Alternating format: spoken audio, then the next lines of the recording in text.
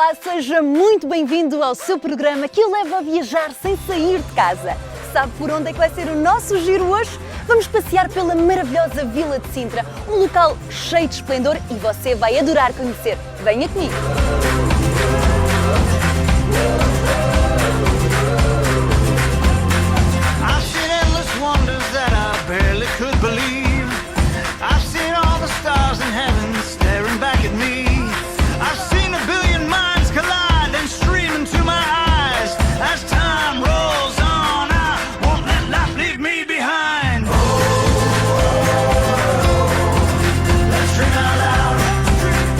Começamos o nosso passeio num dos locais que eu considero dos mais bonitos, não só de Sintra, mas também de Portugal, e vocês vão ter a oportunidade de confirmar o que eu vos estou a dizer. É um local de cortar a respiração. Nós agora vamos ter com a Carla, ela é guia turística dos parques de Sintra, e é ela que nos vai explicar um pouco, não só do parque, mas também do palácio. Venha comigo!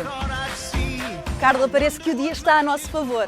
Sem dúvida. Está lindíssimo e olhem que não é muito normal o dia estar assim tão bonito, não é? Em Lisboa pode estar muito bonito, mas aqui normalmente fica sempre um bocadinho coberto. Sim, é um microclima de Sintra, não? Dada a serra, funciona como barreira, então muitas vezes temos aqui uma neblina e mesmo chuva, a temperatura é sempre um pouquinho mais pouco especial, não mais é? baixa. É uma das razões pelas quais esse sítio foi escolhido pelas pessoas que cá viveram. Tinha um clima mais semelhante à Inglaterra, mais fresco. É verdade. Vamos agora aqui falar no Parque e Palácio de Monserrate. Eu agora estou aqui num sítio que é basicamente um jardim, exatamente, é a entrada. Aqui tem uma espécie especial, não é? Uma das muitas espécies especiais deste jardim, sim. Eu ouvi dizer que ela é a maior espécie do mundo. É a mais alta. Não é a maior, Ok. não é que tem mais volume, é a mais alta. Portanto, há indivíduos desta espécie, é uma sequoia, ela é oriunda da costa da Califórnia e tem os indivíduos mais altos ultrapassam os 115 metros de altura. Portanto, imaginar um prédio com 38 andares, vá, e uma árvore ao lado. Esta árvore tem quantos anos? Esta terá mais de 100, portanto, ela terá sido plantada em meados do século XIX. Portanto, Mas relativamente à sua altura ainda é jovem. Ainda é jovem, é. Eu brinco e digo que é uma sequoia bebé porque ainda não chegou à sua altura máxima, não é? Elas são capazes de durar, não sei, 2000 anos, para cima de... Sim, estão datadas, algumas estão datadas como tendo mais de 2000 anos. Portanto, Vamos agora fazer o nosso passeio por este jardim, porque eu ouvi dizer que há aqui uma grande diversidade de espécies botânicas de todo o mundo. Certíssimo. Portanto, embora isto não tenha sido criado com o intuito de criar aqui um jardim botânico, ele poderá funcionar como tal, dada a abundância de espécies de todo o mundo que aqui temos. Este é um local muito romântico, Carla, e também foi criado propositadamente para haver certos espaços, ou seja, nós aqui temos um espaço que é muito bonito e podemos nos centrar dele. Ali já temos um espaço completamente diferente e podemos observar, parece que estamos num sítio diferente. Foi criado com esse objetivo. Exatamente, os jardins românticos têm o intuito de surpreender os seus visitantes a cada passagem. Portanto, há vários cenários que vão surgindo completamente... E agora, vamos para que cenário? Agora vamos para uma belíssima cascata. Vamos lá!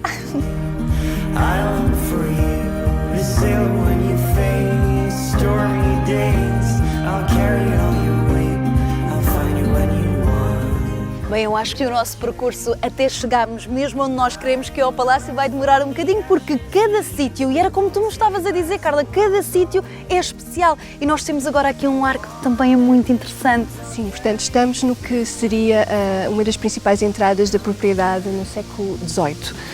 Isto foi chamado por Francis Cook o Arco de Vathek.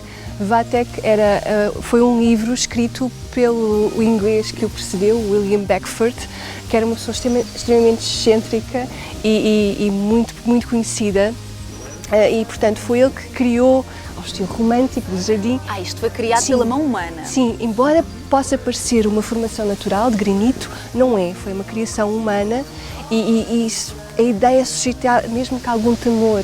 Será que é seguro passar ali embaixo? Pois era isso que eu estava a pensar. É seguro, que é perfeitamente seguro, não há qualquer risco. Mas pronto, porque pedra sobre pedra. É de facto um exemplo de uma construção romântica aqui muito presente neste jardim. Vamos então? Vamos ver se conseguimos chegar pelo menos à cascata. É preciso também ter cuidado aqui nestes caminhos, não é? O piso é algo irregular e felizmente agora está seco. Em dias de chuva é mais complicado. É mais complicado, mas agora... Tens a certeza que isto não cai, por Tenho, absoluta. E já estamos aqui a chegar à cascata. Sim, portanto temos aqui um dos belos cenários, um dos muitos belos cenários deste jardim, que é esta cascata e ao lago. O lago chama-se Lago Hipocrene, é uma referência mitológica grega a um lago que teria poderes especiais conferidos pelas musas, e a criação a gênese deste lago estaria na pegada do cavalo alado Pégasus, que tinha a capacidade de voar ao Monte Hélica, onde viviam as musas, mas nós, como os mortais, não tínhamos esse poder. E então, uma das benesses concedidas foi a criação de uma fonte junto a essa pegada, e quem bebesse dessa fonte ficaria então inspirado pelas musas. Eu julgo que isto era um convite do Francis Cook aos visitantes ficarem inspirados pela beleza deste lugar. Exatamente, porque este é o formato da pegada, não é? Tem a forma de uma ferradura. Exatamente. Este sítio é magnífico e nós agora vamos até onde? Agora vamos para o magnífico Vale dos Fetos.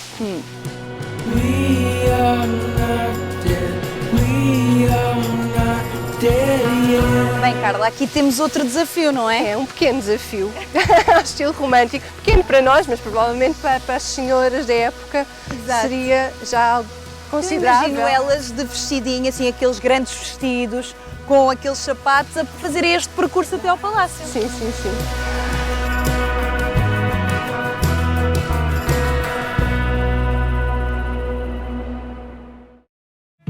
Bem, estou rodeada de fetos arbóreos. Estou no Vale dos Fetos. Este é basicamente um dos ex-libris aqui dos jardins. E vocês acreditam que muitas pessoas de várias partes do mundo vinham até cá só para contemplarem esta zona? É verdade. With every excuse I'm falling behind. Now watch me self-destruct right on. Carla, realmente tu tinhas razão quando me disseste que nós tínhamos obrigatoriamente de ver a capela. Sim. Nós chegamos aqui e é um... Uou! É um dos cenários especiais aqui em Monserrate e tem uma história incrível. Portanto, esta capela foi construída por Gerard de Visme, o primeiro inglês a residir em Monserrate, num estilo neogótico. Foi também o estilo que ele construiu o seu palácio, mas depois Francis Cook, ao chegar aqui, decide arruinar a capela. Então isto não surgiu assim, não é um efeito do tempo, é algo propositado. Portanto, Francis Cook tirou-lhe as portas, as janelas, o telhado, acrescentou terra no piso e depois, mais tarde, o seu neto plantou esta magnífica figueira australiana que domina a parede da capela. Portanto, a ideia aqui é exaltar o poder da natureza, o domínio que ela pode ter sobre as construções humanas. Bem, à medida que nós vamos andando aqui nos jardins, nós conseguimos ficar cada vez mais embasbacados com a beleza deste local. Sem dúvida. Mas agora chegou a altura de contemplarmos o palácio. Sim. Vamos até lá. Aí sim vocês vão ficar...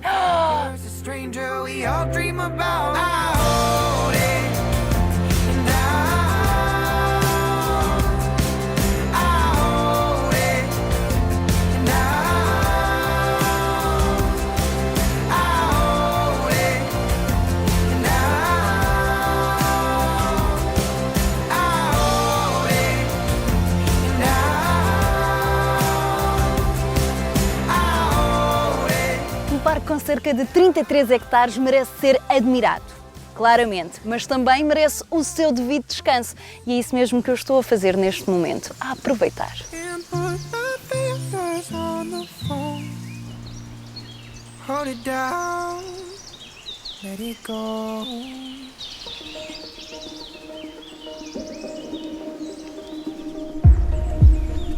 Bem, e à medida que nós vamos dando aqui um passeio por todos estes caminhos harmoniosos, conseguimos explorar os nossos sentidos. Porque se nós estivermos assim um bocadinho em silêncio, conseguimos ouvir o barulho da água a correr, aquele riacho da cascata, ouvir os passarinhos e observamos toda esta beleza. É um autêntico esplendor, é muito bonito mesmo. Mas vocês vão ficar encantados com o palácio. É também um espaço muito acolhedor, muito romântico e é ótimo para trazermos aqui a nossa cara metade e passarmos aqui grandes momentos. Quem sabe assim, uma tarde diferente. Eu aconselho. I'll play your favorite record on repeat, and as you whisper my name, this is paradise.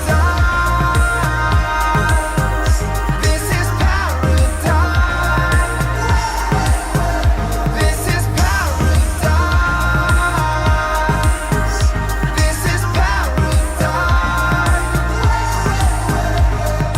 Carla, eu estou desejosa de entrar. Dás-me permissão para eu ir lá para dentro, porque eu sei que vocês aí em casa estão desejosos para ver toda a magia do interior deste palácio. Mas o que é que, antes de entrar, diz-me o que é que este palácio transmite? Que estilo é este tão diferente? Eu sei que o primeiro estilo do palácio foi o estilo neogótico, no entanto já sofreu muitas transformações. Pelo que eu venho a apreciar de todo o parque e também do palácio, iria apostar que era romântico. Sim, portanto, e temos aqui uma miscelânea de estilos para fazer, tornar este palácio, digamos que um palácio das mil e uma noites, como já foi descrito por alguns dos egipcianos no século XIX. Então temos aqui um estilo neogótico italiano, temos um estilo oriental nos telhados que fazem lembrar as estupas, temos um estilo mourisco que faz muito parte do nosso passado.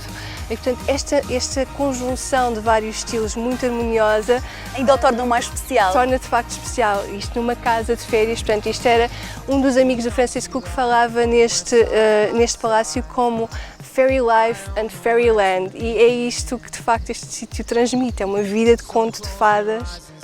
E eu estou desejosa de ser uma autêntica princesa lá dentro. Venha comigo! Muito obrigada, Carla! Prazer é This meu. is paradise.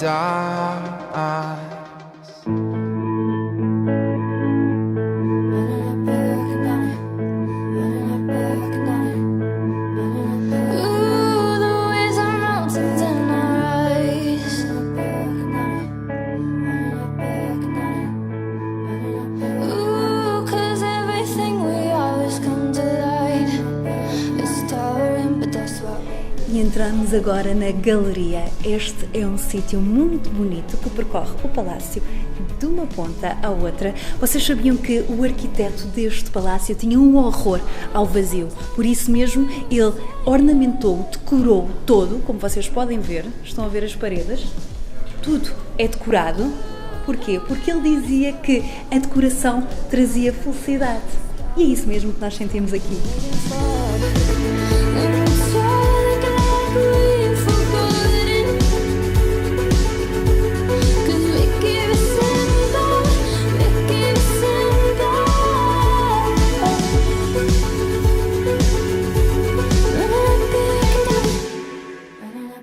E entramos agora na sala do bilhar. Esta sala tem uma curiosidade que eu acho que é interessante. Não se sabe se é verdade ou não. Nós aqui conseguimos avistar um espelho que está mesmo à minha frente e outro que se encontra mesmo atrás de mim. Numa noite em que Francis Cook estaria aqui a jogar bilhar, assustou-se com o próprio reflexo no espelho e pensou que seria alguém. Então o que é que ele fez? Disparou. E ainda hoje conseguimos avistar essa mesma marca aqui. Como eu já disse, não sabemos se é verdade ou não, mas queremos acreditar que possa ter sido verdade, porque estas histórias são sempre muito giras. 'Cause we give us all, we give us all.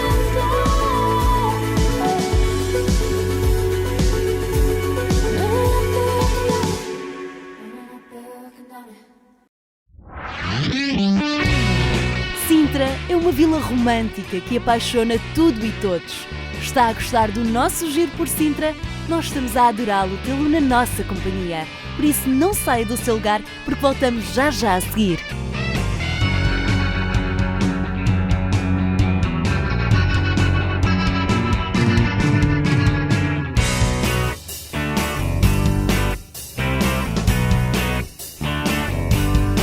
Don't you wanna think this is our time? Don't you wanna think this is our life, babe? I know you do. Don't you? Bem, vocês viram bem aquilo que nós andamos. Percorremos o Parque e Palácio de Monserrate de uma ponta à outra. Obviamente que estou cheia de fome. Aconselharam-me o restaurante A Toca do Júlio e eu decidi experimentar uma das especialidades da casa. Polvo à lagareiro. Está com um aspecto divinal e eu não vou esperar mais. Vou já degustar esta refeição que tenho mesmo aqui à minha frente. Give it time. Ooh, this love is gonna grow. E chegou a altura de irmos agradecer a um dos proprietários aqui do restaurante esta belíssima refeição. Vamos falar com o Nuno Tavares. Nuno, está aqui a trabalhar e como bem trabalha, tudo bem? Tudo bem, é prazer em conhecê-lo. É um prazer também nosso. Esta refeição estava divinal, Nuno. Que ótimo. Que segredos é que vocês têm aqui no restaurante? São segredos muito antigos, não é? Que os meus pais trouxeram da Beira e depois aprenderam também aqui nesta região Saloia, que eles não eram daqui, mas vieram muito novos. E pronto, este é um restaurante já muito antigo, é um restaurante que existe desde 1979. É um restaurante que muitas pessoas emblemáticas do Brasil já vieram aqui comer, tivemos esse prazer. O Ayrton Senna. Sim, o Ayrton Senna veio cá algumas vezes, por acaso sentava-se nesta cadeira aqui. Vinha em alturas de inverno em que durante muitos meses, mas sensivelmente 6 meses por ano, temos a lareira acesa e dá um clima mais caloroso. Melhor, mais interessante. Exatamente. O espaço é excelente, o espaço é muito bonito. Esta decoração sempre esteve assim? Sempre teve assim, é um restaurante tradicional e julgo que quando os turistas vêm a esta região e perguntam por um restaurante com comida tradicional portuguesa, esta é uma boa opção. Até porque estamos num ponto de passagem de Sintra a Cabo da Roca, as pessoas desviam-se sensivelmente 200 metros e, portanto, julgo que não se perdem muito tempo porque Sintra tem muito para ver. Nuno, eu adorei e certamente vou cá voltar, por isso não se esqueçam, se vierem visitar Sintra, dê um pulinho até à Toca do Júlio porque vocês vão adorar. Não se esqueçam. O prazer é nosso.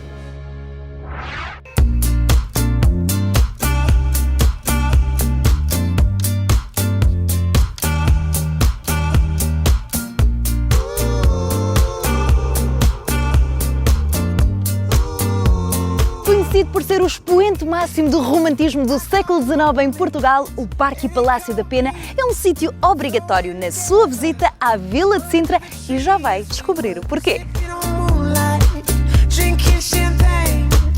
A couple freaks and Já estamos dentro do Parque e Palácio da Pena. Estamos agora no Jardim da Rainha Dona Amélia, não é assim? Comigo já tenho o Pedro e ele que vai-me falar da história toda deste local maravilhoso. Pedro, nós estamos agora, olá, muito boa tarde, nós estamos agora num jardim, é um jardim muito bonito, mas a extrema beleza ainda vamos encontrar muito mais acima. Sim, eu diria que sim. Eu diria que o Palácio, todo o Parque e o Palácio da Pena são pejados de interesse, portanto são espaços muito particulares no contexto romântico de Sintra. Nós, na verdade, encontramos-nos ainda numa parte do jardim que é bastante clássica, organizada, como vocês podem ver, à francesa, muito geométrica, mas sim, lá em cima na colina começamos a ver toda a exuberância do bosque botânico que foi aqui introduzido por Dom Fernando II no século XIX, portanto um verdadeiro jardim à inglesa. É isso mesmo, não é por acaso que o Palácio da Pena foi considerado um dos mais bonitos da Europa. Sim, sem dúvida. Eu diria que do ponto de vista da arquitetura romântica é mais claramente o bonito. principal exemplar deste género de arquitetura no nosso continente. Vamos começar pelo parque. O que é que nós podemos falar sobre o Parque da Pena? Bem, estamos a falar de um parque, em primeiro lugar, que tem aproximadamente 85 hectares, portanto é bastante grande. Um parque onde se inclui não apenas o Palácio da Pena, mas também um outro monumento, o Chalé da Condessa, o chalé que Dom Fernando II vai construir para a sua segunda mulher, Elise Onceler, e depois é a variedade botânica, acima de tudo, introduzida aqui por Dom Fernando no século XIX. Estamos a falar de uma serra que, tendo 90 milhões de anos e estando muito perto do mar, portanto uma serra que tem a serra mais ocidental da Europa, tem um microclima muito particular e esse microclima permite que espécies muito distintas, com necessidades climáticas muito diferentes, aqui possam coexistir. Na verdade, no Parque da Pena nós podemos encontrar cerca de 2.500 espécies diferentes de plantas e de árvores importadas de todo o mundo. Uou, nós podíamos perder-nos aqui no Parque da Pena um dia inteiro. Literalmente, podemos nos perder literalmente no Parque da Pena, na medida em que é um parque também labiríntico, sim. Nós agora vamos subir até ao Palácio, Pedro. Exatamente. Vamos, e é lá que me vais contar a história, toda a magia daquele local? Toda a história do palácio. É? Então vamos a isso, bora.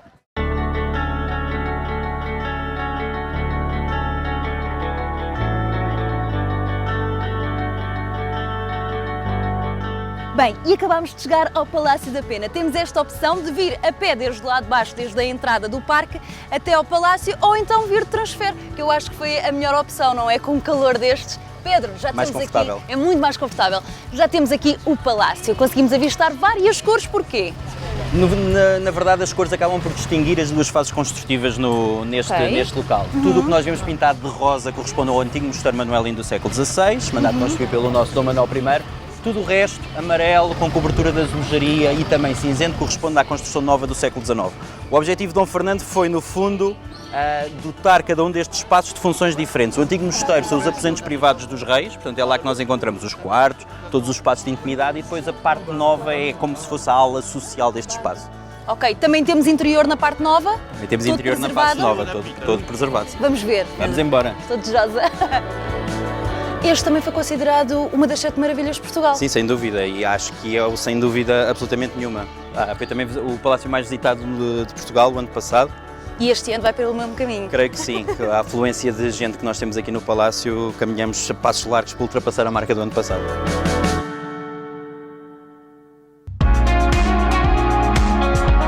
Bem, e estamos, Pedro, no terraço mais famoso, no terraço mais, não sei, emblemático daqui do palácio. Sim, sem dúvida nenhuma. Estamos, pelo menos, diante da fachada que expressa melhor artisticamente aquilo que é o romantismo enquanto estilo arquitetónico e artístico. Reparem na diversidade que nós encontramos, tanto ao nível das janelas, todas elas diferentes, todas elas associadas a geografias e a períodos históricos Eu distintos. quero mesmo isso que tu expliques lá para casa, para o telespectador. O que é o estilo romantismo? Porque eu entro aqui é como se eu estivesse a fazer uma viagem pelo mundo e pelo tempo.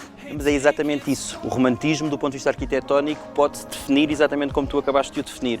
No fundo, estamos à procura sempre de uma viagem geográfica por mundos exóticos, mundos que inspiram a sensibilidade romântica, uma sensibilidade muito particular, como sabemos, o mundo indiano, o mundo árabe, o mundo chinês, muitas vezes, mas ao mesmo tempo uma espécie de exaltação de toda a história de arte europeia.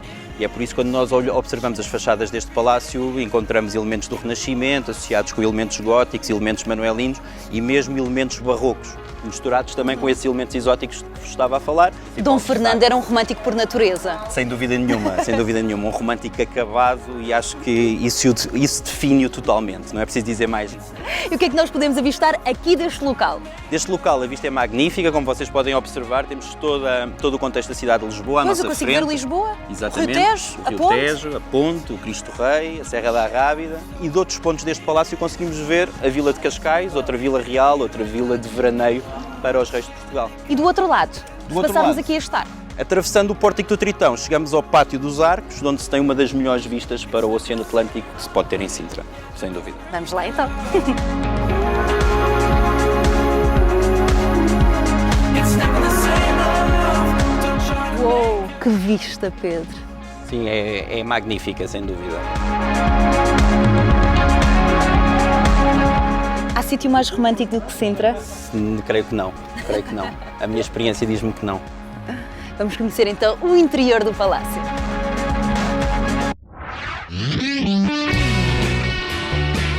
Sintra é uma vila portuguesa pitoresca e é lindíssima, não é? Voltamos já a seguir a um curtíssimo intervalo, por isso, volte connosco.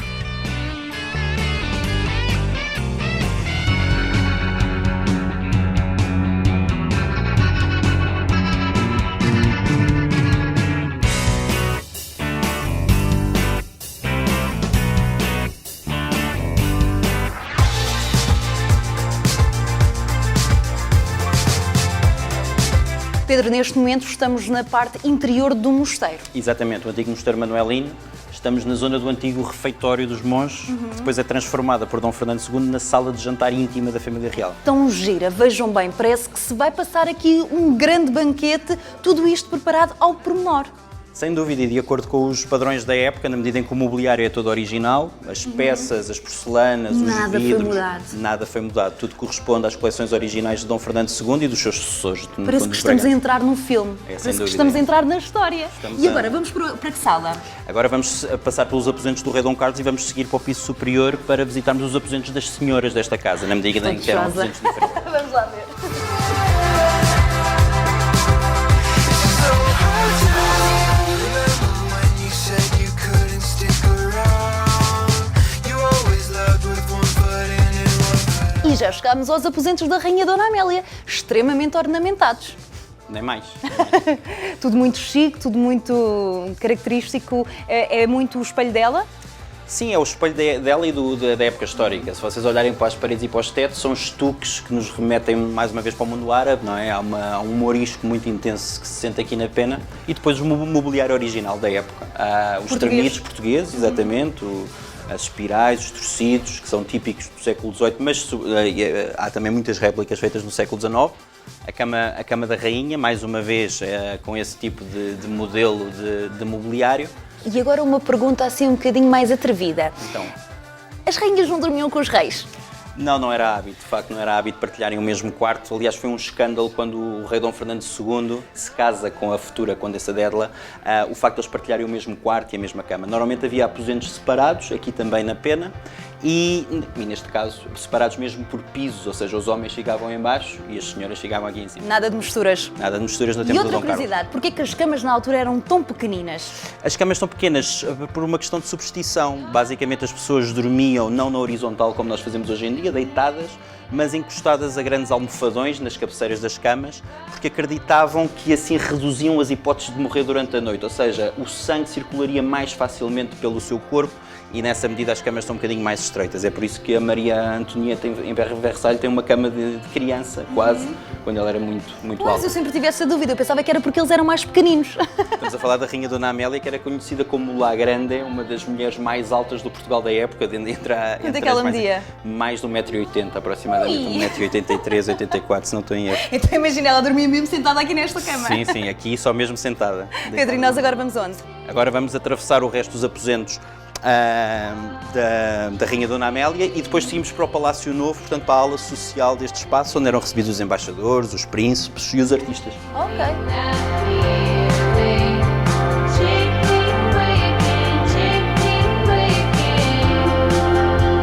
Bem, estamos no salão principal. Exatamente, no Salão Nobre deste palácio, uma zona de recepção por excelência, uma zona destinada às celebrações, também às festividades. Lindo! Sim, ele expressa muito bem, como podes ver, no fundo, todo o gosto do romantismo por elementos góticos, por elementos exóticos e o gosto pelo colecionismo, as coleções de Dom Fernando aqui expostas, nomeadamente a cerâmica. Isto era de viagens que ele costumava fazer a vários sítios e ia buscar inspirações? Sim, muitas das peças que nós temos na coleção do Palácio resultaram de compras diretas do rei Dom Fernando II nas suas viagens pela Europa. Mas no fundo isto corresponde, muitas das peças eram importadas diretamente dos próprios locais, portanto este gosto pelo colecionismo acaba por se expressar dessas duas formas. No fundo o objetivo era dotar não só este palácio, mas os outros também e a vida destes próprios homens de coleções que os inspiravam e que os faziam vibrar, sem dúvida. Agora uma curiosidade, nós já estivemos em Monserrate, um palácio bastante bonito e que certamente a sua coleção também era bastante riquíssima no que se trata do romantismo. Isto havia aqui algum tipo de confronto, de combate, ou seja, quem é que tinha o gosto mais exuberante, o gosto mais romântico? Há documentos e há, no fundo, registros que nos dizem que havia uma certa rivalidade entre mesmo. Francis Cook e Dom Fernando II, em termos de quem conseguiria reunir, por exemplo, as espécies mais exóticas do ponto de vista botânico, etc. No fundo, acho que era uma rivalidade saudável, porque o que ela criou foi a nossa Sintra romântica, não é? Um sítio de peregrinação por excelência de todos os românticos e de todos os turistas hoje em dia. E este também foi o local onde a Rainha Dona Amélia passou a última noite em Portugal. Sim, a Dona Amélia estava aqui em Sintra quando soube da Revolução e foi aqui que ela se reuniu com Dom Manuel. Daqui partiram para a Ericeira e depois apanharam um barco, primeiro para Gibraltar, depois para a Inglaterra, onde o rei acabou por morrer em exílio. É tudo muito interessante, esta história é toda muito interessante. Há mais alguma coisa que me queiras contar deste local maravilhoso? Eu creio que neste momento o que me resta é convidar-vos a todos para visitarem este palácio. É um palácio que está à vossa espera, onde são recebidos de braços abertos e onde podem contactar de uma forma muito direta com um dos grandes expoentes da história da arte portuguesa, o Palácio Nacional da Pena. É uma autêntica viagem que nós podemos fazer no tempo, na história e também pelo mundo. Por isso não percam, venham até cá. Nós agora vamos continuar.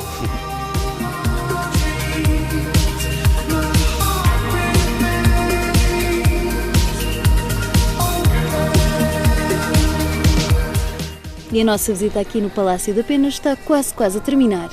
E eu avistei ali uma zona que eu acho que é bastante interessante. É um loungezinho que tem uma vista fantástica sobre a Serra de Sintra e que eu acho que é ótimo para nós passar ali uns breves momentos. Não vai fazer mal a ninguém e vamos recarregar baterias com algum açúcar. Até parece que não acabámos de almoçar agora. Mas pronto, as caminhadas abrem-me o apetite. João, vai um bolinho? Vai. Então vamos a isso. Bora!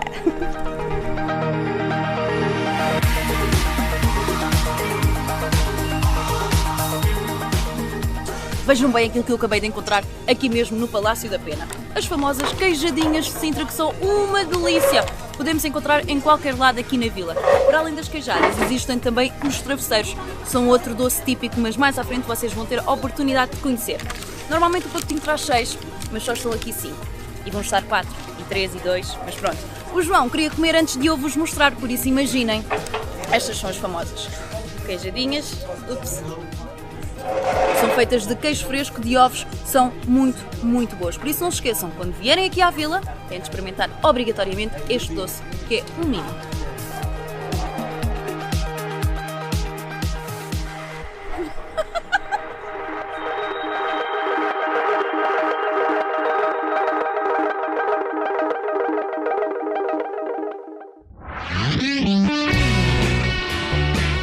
É tempo de fazermos um curtíssimo intervalo, mas voltamos já a seguir com a continuação do nosso giro por Sintra. Aí vai ter a oportunidade de conhecer a variedade de edifícios históricos fascinantes e, claro, as belíssimas paisagens. Até já!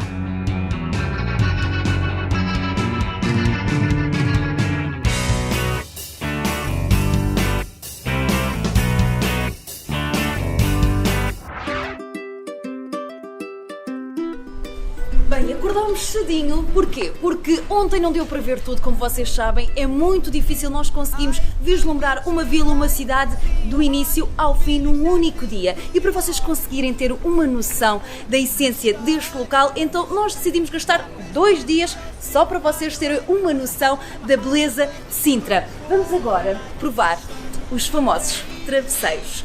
Vocês já sabem, já vos tinha dito que as queijadas são muito famosas aqui em Sintra, mas os travesseiros também.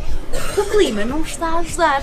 Lembram-se de eu vos dizer que não era muito normal estar assim tanto sol? É verdade, este é o clima normal de Sintra. Lisboa às vezes está muito melhor e quando chegamos aqui, pronto, está normalmente coberto. Está um bocadinho frio, mas pode ser que aqueça daqui a nada. E sabem como é que eu vou aquecer?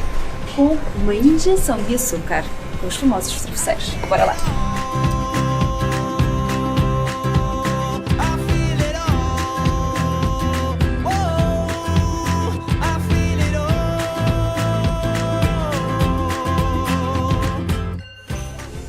Muito bom. Eu acho que não dá para descrever o sabor só mesmo experimentando. Vejam bem esta delícia. We'll jump right in, go swimming with the fishes, search to see where your bliss is, babe, and talking whispers. If happiness is just dreaming, you're a being I believe in.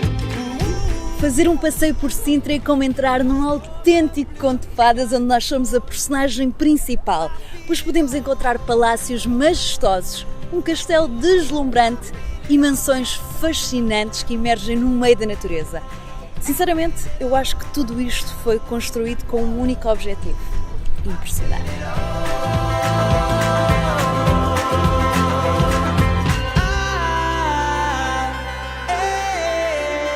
Então vamos lá relembrar o que é que vocês já tiveram a oportunidade de conhecer. 2 palácios incrivelmente belos, o Palácio da Pena e o Palácio de Monserrate. Neste momento tenho o Palácio Nacional de Sintra mesmo atrás de mim.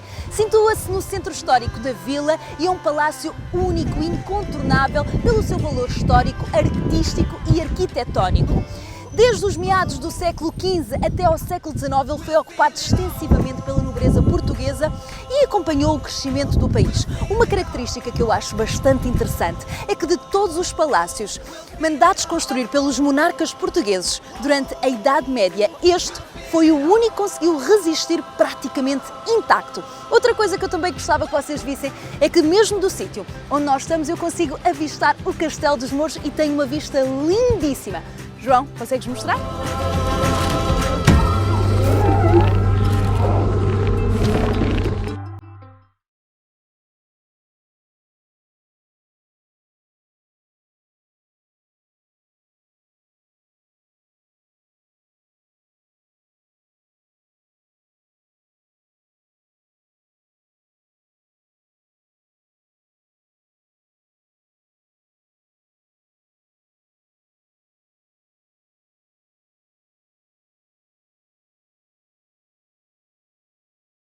Uma coisa boa das caminhadas é que, à medida que nós vamos andando, vamos aquecendo e o frio vai ficando lá para trás. Ou seja, vamos esquecendo e vamos ficando muito mais confortáveis.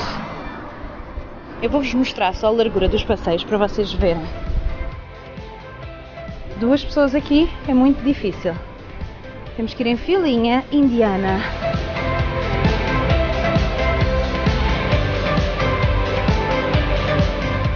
Vêem porque é que eu digo que é ótimo para tirar fotografias. Aqui temos uma noiva espetacular. Apetece-me tirar uma foto destas aqui. Vejam bem aquilo que eu acabei de avistar mesmo à minha frente. Vejam se não é lindíssimo. Tantã! É a Quinta da Regaleira. Isto é um espaço enorme e tem uma beleza indescritível.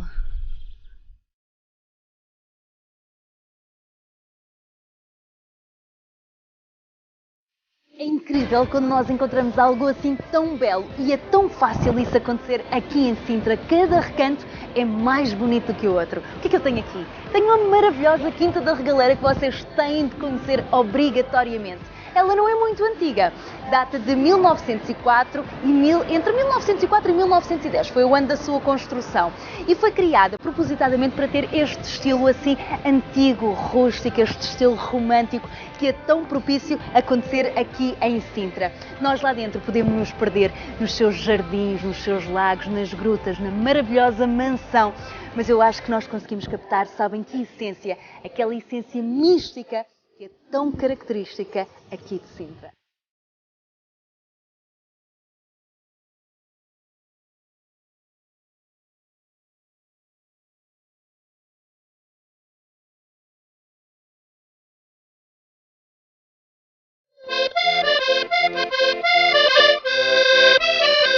Então o que é que está a fazer aqui? Eu também uma das atrações aqui de Sintra. Não, eu sou de Lisboa. Está aqui a fazer o quê? Estou a ensaiar Ensaiar para o quê? para o rancho folclórico da Casa do Minho de Lisboa. Ah é? Toca lá. Toco, vez em quando. ajeito-me a tocar. É um hobby. É um hobby, é. E o que é que acha aqui de Sintra? É coisa linda. É como você. Oh, tão bom! Isto logo de manhã receber assim um elogio. Olha, e aqui a nossa Quinta da Regaleira. A regaleira, isto é, e lá dentro é lindo, lindo, lindo, lindo. E olha, eu agora acho que nós poderíamos finalizar da melhor maneira.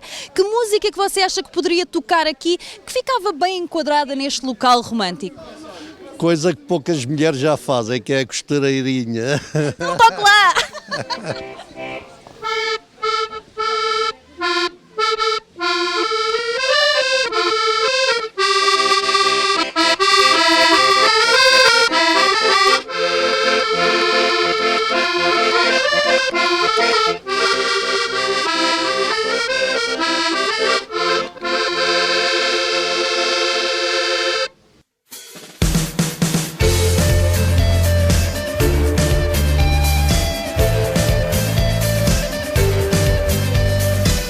Os palácios que nós podemos encontrar aqui em Sintra e neste momento estamos mesmo em frente a mais um, o Palácio de Setiais. É um palácio também muito bonito, neste momento pertence ao hotel, mas tem estes jardins que são públicos, são também lindíssimos, enormes e nós podemos passar aqui umas belas horinhas e descansar, aproveitar também a vista que tem do outro lado, que também é muito bonita. E há aqui uma coisa que eu tenho de vos dizer. Porque eu já fiz várias visitas aqui a Sintra e, nomeadamente, eu acho que as primeiras foram visitas de estudo quando eu vim com a escola. Eu lembro-me de uma professora dizer que este palácio tem várias lendas. Aquela que eu me lembro é que o Palácio de Setiais, como assim o nome o diz, Sete Ais, uma das senhoras que morava na altura no palácio, numa noite de amor, com a sua cara metade, soltou 4 ais de dor e 3 de prazer, ou 4 de prazer e 3 de dor, não me recordo muito bem. Esta é uma das lendas. É aquela que eu mais me recordo e vai-se lá saber porquê, não é? Iron gates, just because our souls are known, bodies all around. I see the earth in your eyes on the ground. 10,000 trees lying wait for the fall. It's far too easy to ignore the call. Still grip with fear before your eyes. Your man staring to the dark.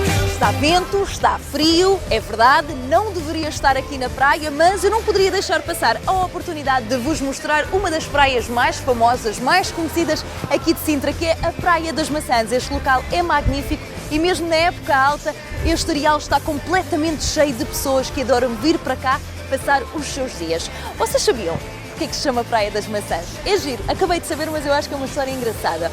Porque a Ribeira de Colares desaguava aqui no mar e essa mesma ribeira passava por entre pomares e trazia até ao areal as maçãs. Não é giro?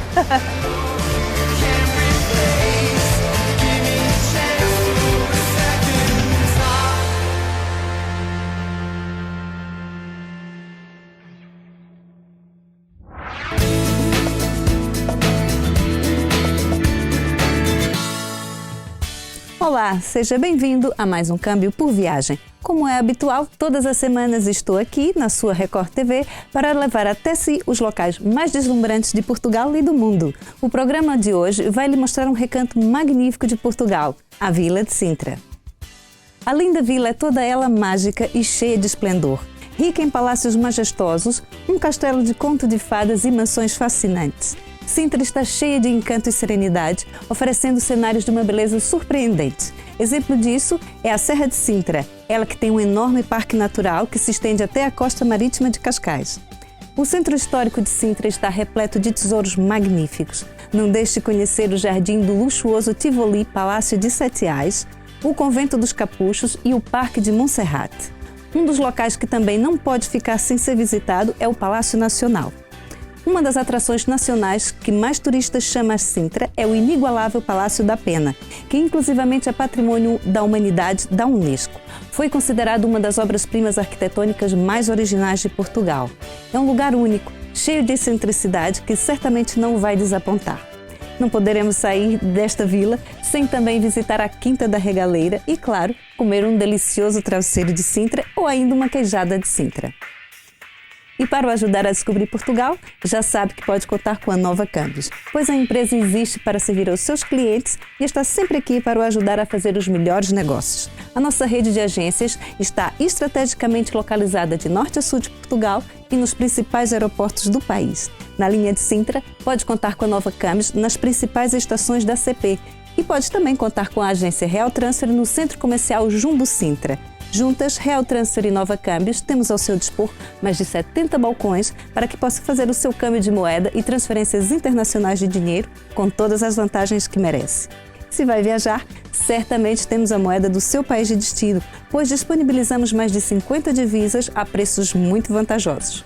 Oferecemos também uma gama de serviços para clientes individuais e corporativos. Conheça o nosso serviço Expresso Empresas e fique a usufruir de vantagens muito competitivas para o seu negócio. Existimos para o servir. E eu estarei de volta no próximo episódio para o ajudar, com novas sugestões em mais um episódio inesquecível, com novos destinos por explorar. Até lá!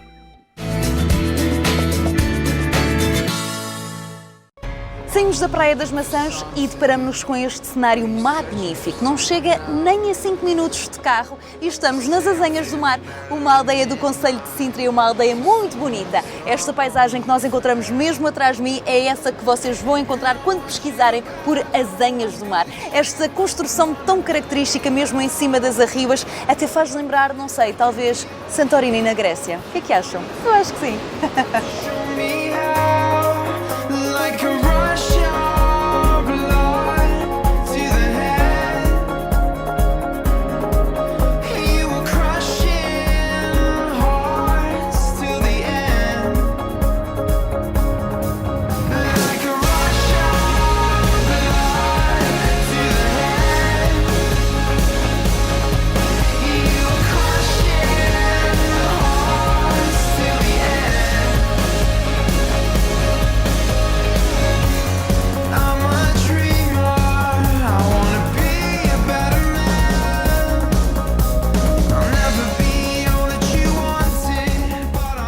Então, este pessoal quer acabar rigorosamente comigo. Porquê? Porque deixaram o carro lá em baixo para irmos até ao Castelo dos Mouros e disseram-nos que não havia estacionamento aqui. Vejam só a quantidade de estacionamento que existe. Estão a ver? Existe muito estacionamento aqui.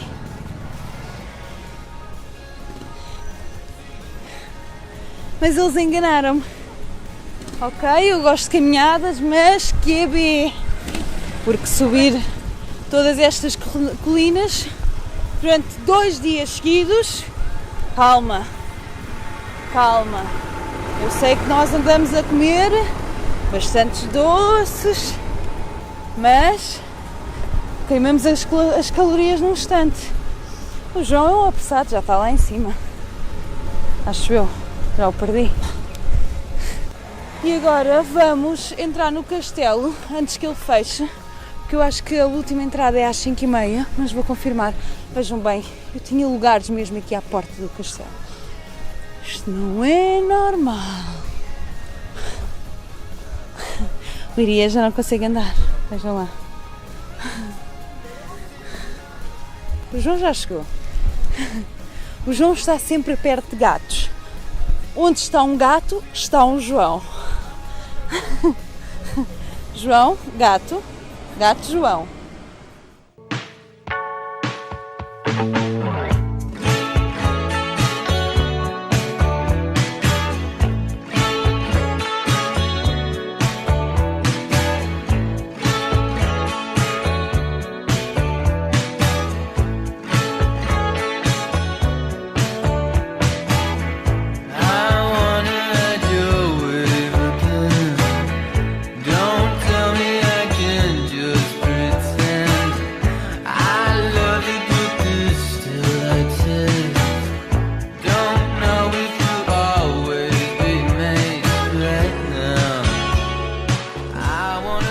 Olá, boa tarde.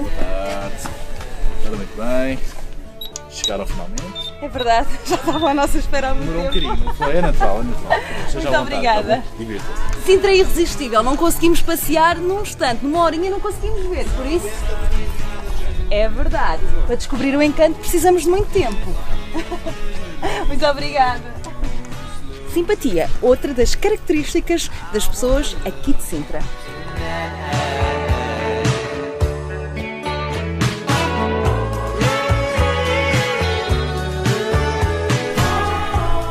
Uou, que vista!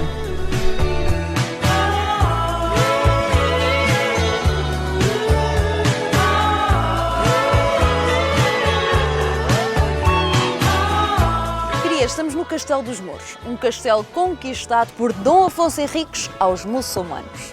Certo. Sou certa? Certinho.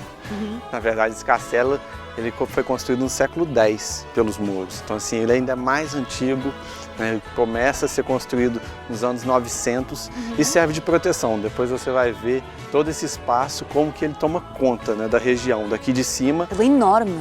Ele é enorme e ele consegue proteger toda a região de Sintra, consegue ver a região de Lisboa. Então, realmente, o objetivo dele era militar. E Dom Afonso Henriques, bom, dizem que ele não teve muito trabalho, né? Quando ele chegou aqui, os mouros já tinham escapado por um buraco, que não se sabe qual.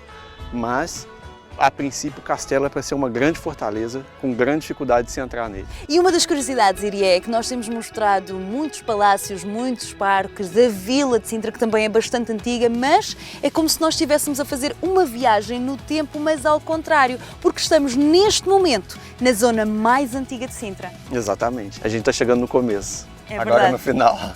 Porque é isso. Normalmente, isso é muito comum no mundo todo. As regiões montanhosas são os primeiros lugares a serem habitados pelas Mas porquê? populações. De forma de defesa? Por vários motivos. De forma de defesa, por forma militar, mas uma relação também com o divino, uma outra relação, uma relação sagrada. Ok. Então, todos os povos têm algum certo de culto, que as montanhas têm um aspecto misterioso, místico e sagrado, e Sintra é assim, até hoje. É verdade. Curiosamente, temos aqui uma porta que eu achei bastante interessante. A Porta da Traição é uma porta assim pequenina, não é?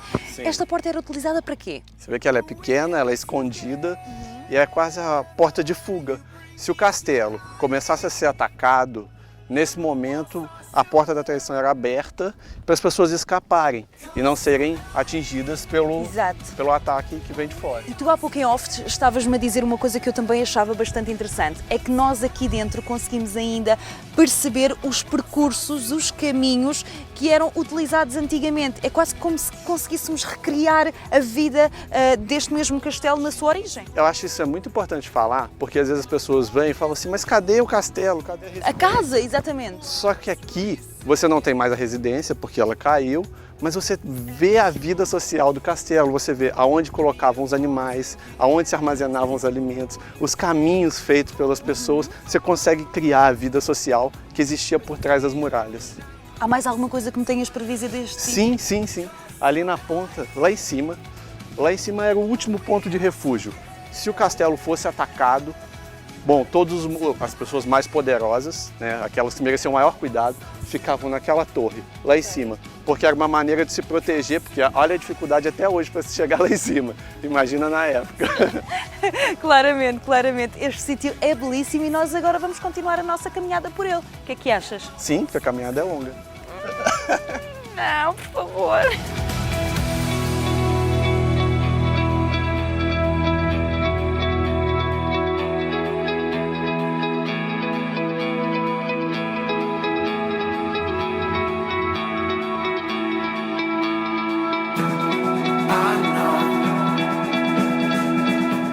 E é deste local lindíssimo que me despeço de si aí em casa. Foram 2 dias fantásticos a explorar a maravilhosa Vila de Sintra e eu espero que você também tenha gostado de conhecer este local encantado. Já sabe que nós voltamos na próxima semana com mais um giro inesquecível, por isso só tem de apanhar boleia connosco. Até lá!